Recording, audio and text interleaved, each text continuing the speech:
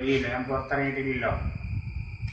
Town പരിചയമായി, കള്ളിക്കുടിച്ച് പോകും, അങ്ങനെ പോകും. രണ്ടാമത്തെ വർഷം എല്ലാ വെള്ളിയാഴ്ച സിനിമയ്ക്ക് പോകും. അറിയാം, ഞാൻ വെള്ളിയാഴ്ച 12:30 ക്ലാസ് വിടും. പിന്നെ ക്ലാസ് തുടങ്ങി 2:30 അങ്ങനെ അവധിയാണ്. മുസ്ലിങ്ങളുടെ എന്താ പരിപാടി. അതുകൊണ്ട് ഞാൻ ചെയ്യും, കൃത്യം ഉച്ചയാകുമ്പം ബസ് എടുത്ത് വെച്ചാൽ പോകും. ഇവിടെ നോക്കാൻ അന്വേഷിക്കാൻ ആരും ഇല്ല. അതായത് അച്ഛനാണെങ്കിലും ഉണ്ടെന്ന് അച്ഛനെ കല്യാണം കഴിച്ചൊക്കെ വേറെ പോയി, കല്യാണം കഴിച്ച് വേറെ പോയില്ല. അച്ഛനാണ് അങ്ങനെ ഒരു കുടുംബം. ഞാൻ ഇവിടെ വല്യപ്പനും വല്യമ്മയും ഞങ്ങൾ മൂന്നാം. അപ്പം ഇവിടെ നിന്ന് വണ്ടിക്കൂലിക്ക് ആദ്യം അച്ഛൻ സീസൺ ടിക്കറ്റ് എടുത്ത് തന്നു. അത് നമ്മൾ വേണ്ട, ഇനി ഞാൻ നടന്നു പോകണമെന്ന് പറഞ്ഞാൽ നടന്നു തുടങ്ങിയപ്പോഴാണ് ഈ സിനിമാ ഭ്രമം എൻ്റെ കയ്യിൽ.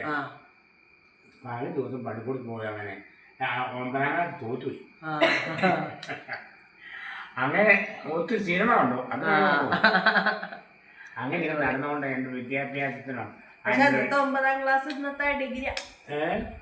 ഇത് കഴിയുമ്പോ പോകും ചാച്ചാ. ഇത് കഴിയുമ്പോ കുറച്ച് കഴിഞ്ഞിട്ട് ഇപ്പൊ നിങ്ങൾ എവിടെയാ ഫ്ലാറ്റ് ഒക്കെ എടുത്തേക്കണേ? രണ്ടുപേർക്കും ഒരേ സിറ്റിയിലെ ജോലി.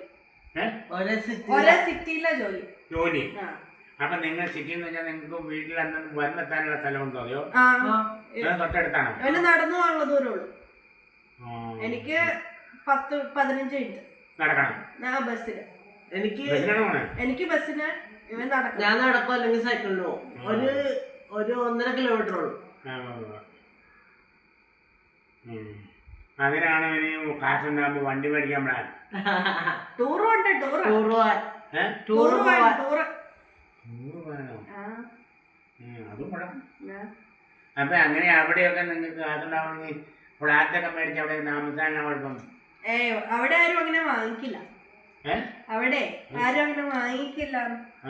എല്ലാരും തിരിച്ചു വരണ്ട. മഴ ഓരോ സ്ഥലത്തും ഇവിടെ ഒരു വീട് വെച്ചു, അതിന്റെ അടുത്തൊരു വീട് വെച്ചു, അങ്ങനെ 3-4 വിളിക്കുമ്പോൾ അവിടെ സിറ്റി ആവുക. അല്ല, നമുക്ക് തിരിച്ചു വരണ, കൊറേ കഴിയുമ്പോ തിരിച്ചു വരണം. എങ്ങനെ ജർമ്മനിയിലെ മലയാളി ഈ മണക്കാട്ട രാജന്റെ പിള്ളേരൊക്കെ കണ്ടില്ലേ, അനിയന്മാരെ ചേർത്തവരാണ്. അവരവിടെ പോകുന്നില്ല, അവർ ജർമ്മൻ അമേരിക്കനായി. നമ്മള് തിരിച്ചു വരും കുറച്ചാൾ കഴിയുമ്പോ. അതാ നിങ്ങളുടെ പ്ലാൻ. അത് നമുക്ക് എറണാകുളത്ത് മേടിച്ചാലോ? എറണാകുളത്ത് വരുമ്പോ വാങ്ങിക്കാം. വരുമ്പോഴത്തേക്കും ഈ കാശൊക്കെ ഉണ്ടാക്കി ഫുഡൊക്കെ കൂട്ടി കുറെ ലോണൊക്കെ എടുത്താണ് ഒരു 1-1.5-2 കോടി ആയിക്കോട്ടെ. ഇപ്പൊ വാങ്ങിച്ചിട്ട് ആരാ നോക്കുന്നേ? വേറെ ആരും വാടക കൊടുക്കും. അന്നേരം വീടൊക്കെ കളയൂലേ? വീടൊക്കെ കളയും. ആലോചിച്ചതാ ഒരു വീട് വാങ്ങാൻ എറണാകുളത്ത്. പക്ഷേ ഇപ്പൊ വാങ്ങിച്ചിട്ട് കഴിഞ്ഞാ വാടക കൊടുത്തു കഴിഞ്ഞാൽ ആരെങ്കിലും ഒക്കെ ഉപയോഗിച്ച് ചീത്തയാക്കിയാലോ എന്ന് വിചാരിച്ചിട്ടാ. അപ്പൊ നിങ്ങൾക്ക് താമസിക്കാൻ വേണ്ടിയാണ് ഫ്ലാറ്റ് മേടിച്ചിട്ടേ?